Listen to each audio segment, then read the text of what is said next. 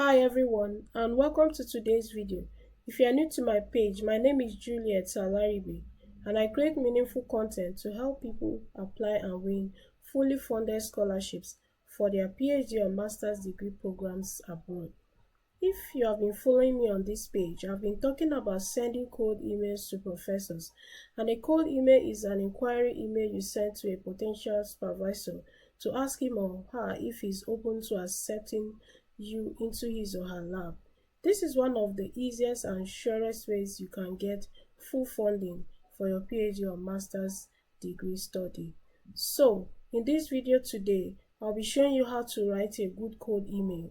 I'll be sharing with you a template which you can use to construct your own cold email.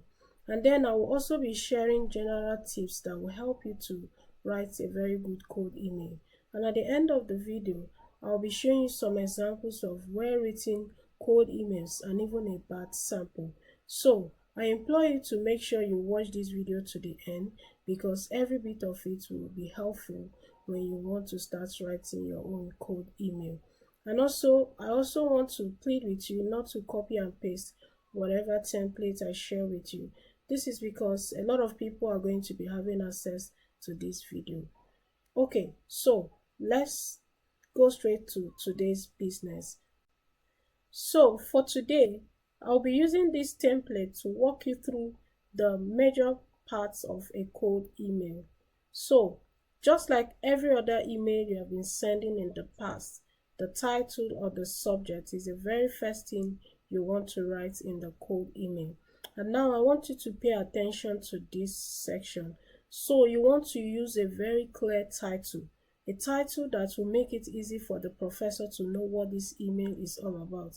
This is because professors get a lot of emails in their inbox on a daily basis. And most of these emails, they don't even open them. So you want to use a catchy title, a title that will state in clear terms who this email is from. This is also because a lot of people send spam or scam emails to professors.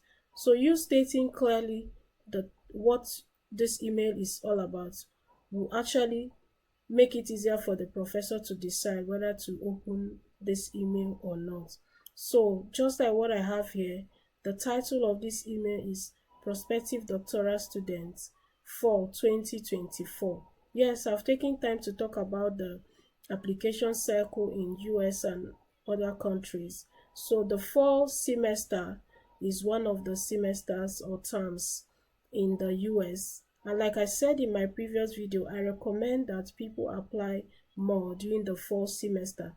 This is because a lot of professors or even the departments usually have funds for students joining their labs or research teams during the fall semester. You may want to watch my previous video to understand more about this. So this is a good title for this email. So the professor reading this already knows this is coming from a PhD student, and this PhD student wants to enroll for the fall semester. So it makes it easier for him to decide if he will go ahead with reading this email or not. So there are other titles you can use, but make sure that whatever title you are using is clear for the professor to know what this email is all about. Another way you can write this is like saying inquiry email from prospective students. You may also want to add the term you want to join. Or even if you don't add this, make sure this is stated somewhere in the body of the email. The next section is the introduction or the salutation. And now, when sending emails to professors, please bear in mind that scammers also send a lot of spam emails. So, you want to address the professor by his or her full name. Please use appropriate titles, professor if you are sure about that, or doctor if you are sure the professor has a PhD. To find any of these informations, you have to go to the professor's lab website or the school website. And I've also talked about how to get the contact information of professors in different schools. So do well to watch that video. So make sure you address the professor by the appropriate title. If you are not clear if the professor has a PhD or if he's a professor, you will just stick with professor. So you can also write this professor in full. But please make sure you write the professor's full names. This makes it easier for the professor to know that this email is not coming from a scammer, but rather is coming from someone who knows him or her very well. And because you have taken time to go to the professor's lab website or departmental website, this is actually how you have gotten to know him or her very well. But if you are not sure of the professor's full name, then do well to make sure you address the professor by his or her last name. And then after this salutation, we head straight to the main body of the email. So I suggest you write an email of about 3 to 4 paragraphs, simple sentences, straightforward sentences, and then don't make your email to be too long. Professors are very busy people and they don't have all the time in the world to read 2 pages or 3 pages emails. Straight to the point. So, I am going to be sticking with 3 paragraphs for this template. You are free to make it up to 4 if you still have more things to say. But I think 3 pages should be enough for a cold email. So, the very first paragraph, so I am going to be interchanging 2 things. So it's either you use what I have as my first paragraph for yours, or you can also use paragraph 2 as your first paragraph. I'll be talking more on that. So for the first paragraph, if I have to use this, you have to start by introducing yourself. Who are you? What country are you from? What is your qualification? What's your background? What's your experience? In simple terms, what is your experience? So if you're a microbiologist, what aspect of microbiology are you experienced in? So I can say I'm a microbiologist and I'm experienced in bacterial genetics or molecular microbiology. So just state clearly what aspect of your field you have experience in.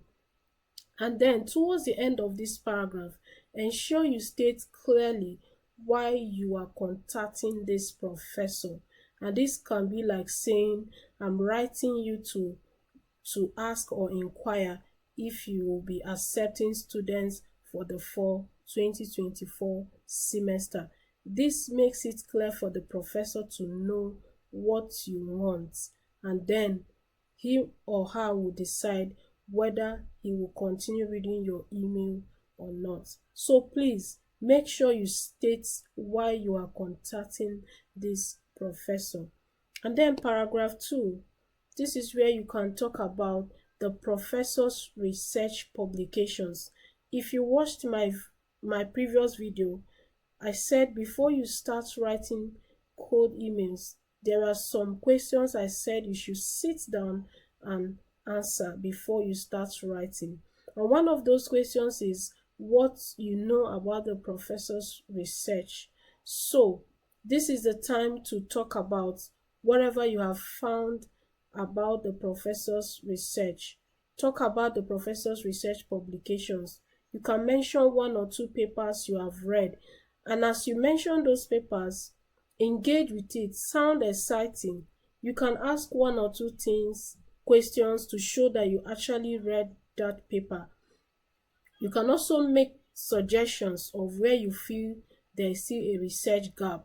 So this way, you are trying to present yourself as a good student or a good researcher, and this will actually get the professor, because by the time he or she is reading this email and seeing the way you are engaging with his or her previous publications or research, he will already be counting how many publications he's going to be getting from you within your first to second year of study. So please make sure you take time to read about a professor's research, have possible questions to ask, and also suggestions, research gaps, or what you feel should be done to solve the same problem the professor is solving.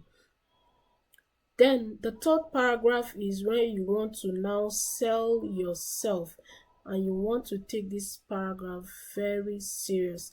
After you have finished convincing the professor that you know good enough about his or her research, you want to also convince him that you're a good fit for his research team. So in this paragraph, you want to sell yourself to the professor. You must not be the best in your field to be able to prove to someone that you are good for his or her research team.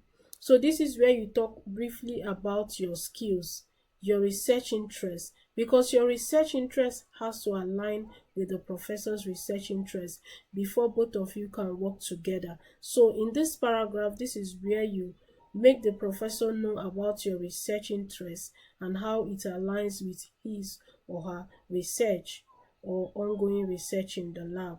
So please, what skills do you know? If you're a microbiologist, what skills can do you know about microbiology? Do you know about plasmid extraction? Do you know about running gel electrophoresis? What do you know? You must not know everything, but the little you know, you should be able to package it very well. Then you should also state in clear terms that you are seeking for supervision. This is not to make you to repeat what you had already stated in the first paragraph, but this is another way you can make it clearer to the professor that you are seeking for supervision, or you want to join his or her research team to enable you continue with your research interests. And then this is also where you mention that you're attaching your CVs. Yes, I recommend you attach your CV. Don't just send a plain code email to a professor. The email may not be enough to tell the professor about you. So that's why you don't even have to make the email so long. So every other details is in your CV. And if the professor is interested in you from the email you have sent, then he will go to your CV to find out more about you. So mention that you are attaching your CV. I also recommend you attach your previous educational transcripts, like your first degree or your master's degree. But please, if your master's degree or your first degree transcript is not very good, you may want to withhold that. So CV is very important. But if you feel that your transcript actually is very good, then I would also encourage you to attach it. This is one way to get the professor to be interested in you. And finally, don't forget to initiate a communication channel. I'll be talking more about this by the time I show you some examples of cold emails. So don't end an email without initiating a communication, like can be through Zoom or Skype. So this way the professor knows that you are really out for this, and if he or she is willing to consider you for any reason, then he would want to have a call, a chat, a one-on-one call through Zoom or Skype with you to discuss further how you fit into his or her research team. And then finally, you conclude just the way you conclude every other email, but remember to write your name in full. Yes, I may also suggest you write your LinkedIn account if you have it, or if you also feel like writing your phone number, that will not be a bad idea. So that's it, guys. This is a very good template. If you take time to use this template to write your own cold email, I bet you'll be constructing a very good and strong cold email. Make sure you pay attention to the general tips. Don't write too much. Don't write too much. Make sure your titles are clear.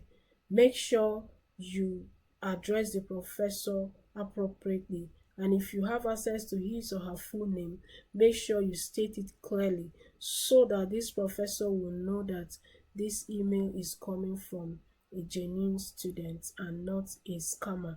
And then divide your email into paragraphs. And I said initially, you can actually start this email with what I have in paragraph 2. So you can decide to talk about the professor's research before you now introduce yourself. Any way you do this will still be good. So I'm going to show you some examples of cold emails. I have very good ones. I will show you the first one.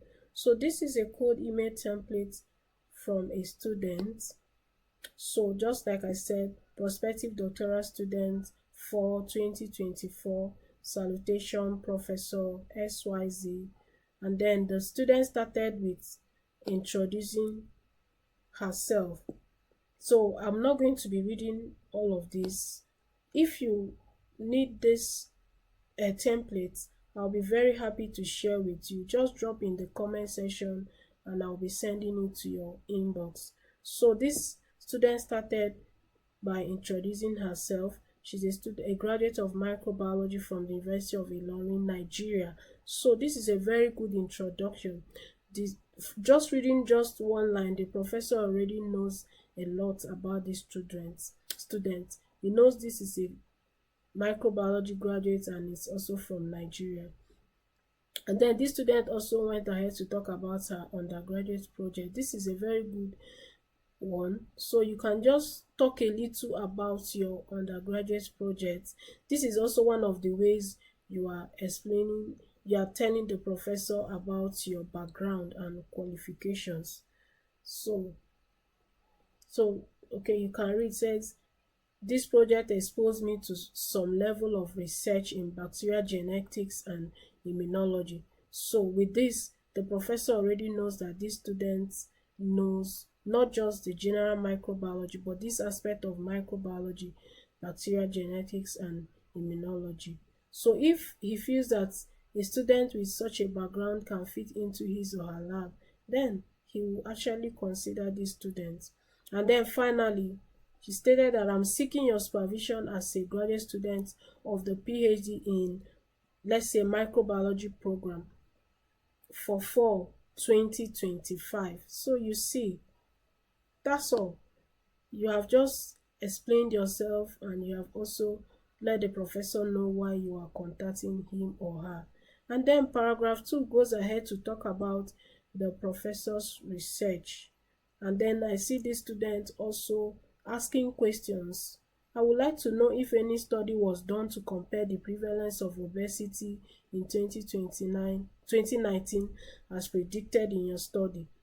I also went through one of your research. So this student did not just read one paper but two. And before writing this email, he or she already has questions for this professor. This is one way to show that you are a good student and a good scholar. And then the third paragraph is where I would like to know if you are accepting MSc students. Asking that question again. I'm sorry that there is a mistake here. Please don't make mistake of not proofreading your code emails before sending it to professors. Please make sure your code email is error proof. Make sure you read it over and over, because as a graduate student you'll be doing research and you'll be publishing papers. So if you start to make mistakes at this time, then that is not a good sign for the professor. So you want to make sure that your email is error free. You have read it over and over. You can actually give it to a second person to read, just to be sure that you have corrected every mistake or every typographical error. Please don't send any email containing errors. That is already a red flag for anybody. So I'm sorry about that mistake and I'm correcting it. So everything should tally 2025. I have attached my CV and transcripts for your perusal. So I also said transcript is optional. If you feel that your transcript is very good, then I would ask you to attach it. Only your transcripts can actually get the professor to be interested in you. But if you feel that your transcript is not so good, just make sure you work on your CV and make it look very good. So one thing you must know about schools abroad, they are not just after GPs. They are after people who have not just a GP, good GPs, but people who have enough skills. You have skills, you have research experience, you have teaching experience. So being able to package your CV very well can actually help you to get the full funding you are seeking for. So make sure you take time to write your CV.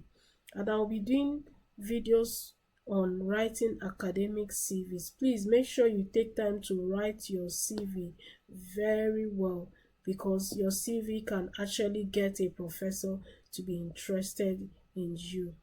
And now, finally, this student says, I look forward to hearing from you. I can also call you via Zoom to further discuss if you don't mind. This is a way of initiating further communication. You can also say, I'm available for Zoom call to further discuss on how I fit into your research team. So make sure you end your email with initiating a means of communication. If you don't do that, the professor may not get back to you.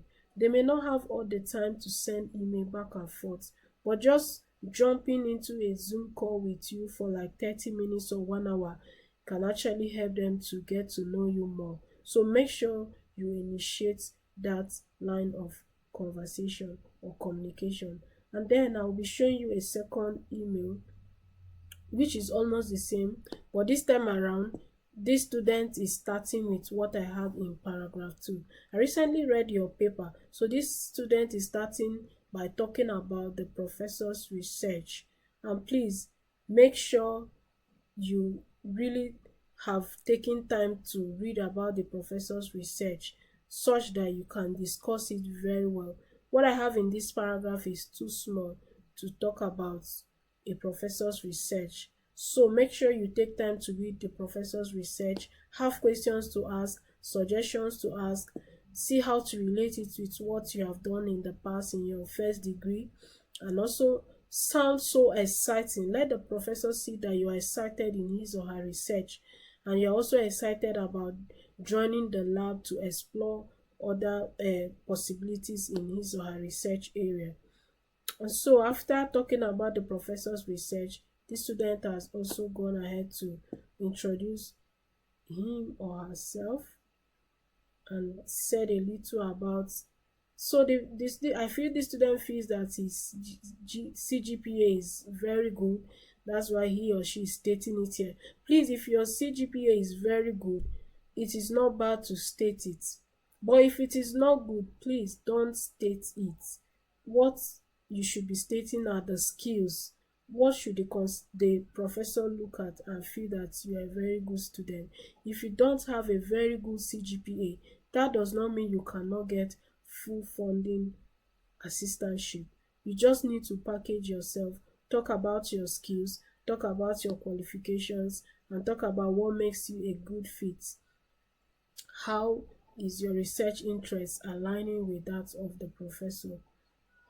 And then this is paragraph 2. Just so if you need any of these templates, you can drop in the comment section and I will be happy to share them with you.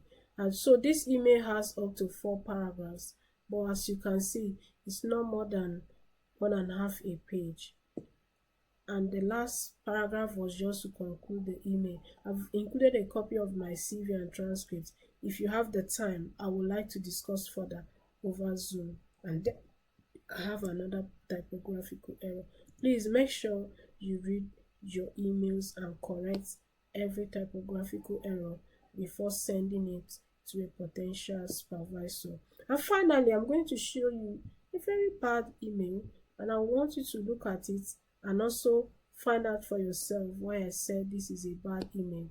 I'm just going to go through. The first one is, this student is just saying MSc research in geophysics. How does it concern the professor? What do you want? You have to state it in a way that the professor understands that you're a prospective student. You are not just a student yet. And then, dear professor, okay, there's nothing wrong with this greeting. It looks good. So I wanted to make it look bad, but I didn't pay attention to that. So yes, like I said, use appropriate title. Professor. It's not bad if you write it in full. And then you can also address them by doctor if you are sure they have a PhD.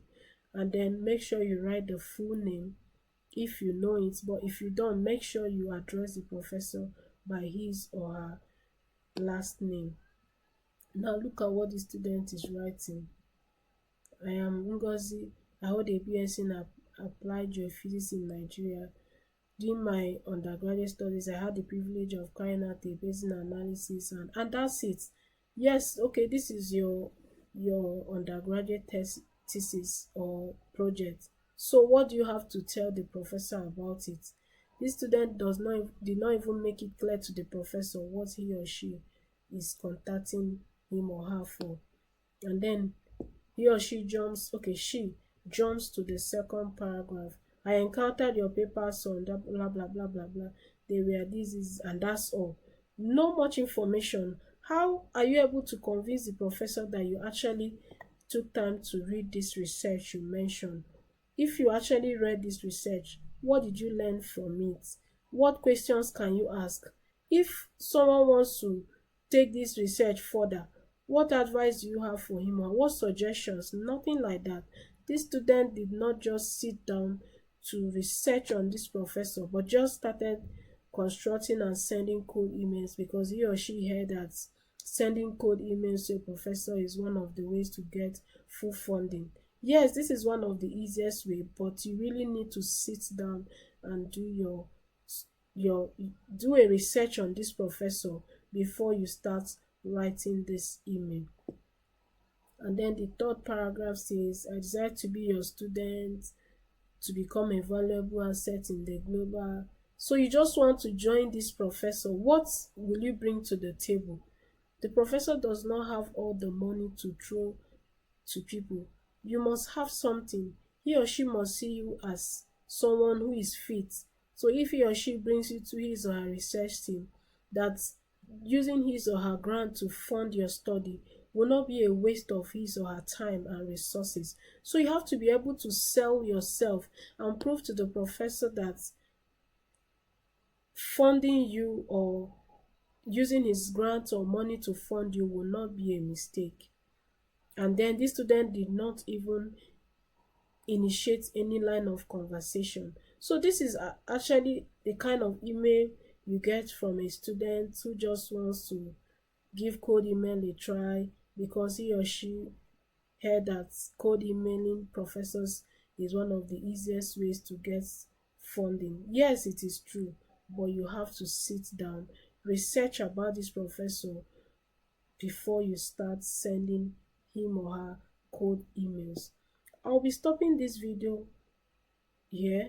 I wanted to just share these templates with you, and I'll be more than happy to share this templates in form of PDF or PDF documents with anyone who is interested. Just drop in the comment section interested or whatever you want to write, and I'll be sending these emails templates to your inbox. Please do well to share my videos so I can get access to other people. Thank you. If you also have other aspects of the graduate application process you want me to talk about, like writing CVs, statement of purpose, or whatever information you feel I should share, also drop in the comment section and I'll be happy to share with you. Remember, my aim is to demystify the graduate school application process and make it easy for anyone to apply and win fully funded scholarships for his or her PhD study abroad. Thank you so much for watching this video, and do have a wonderful rest of your day.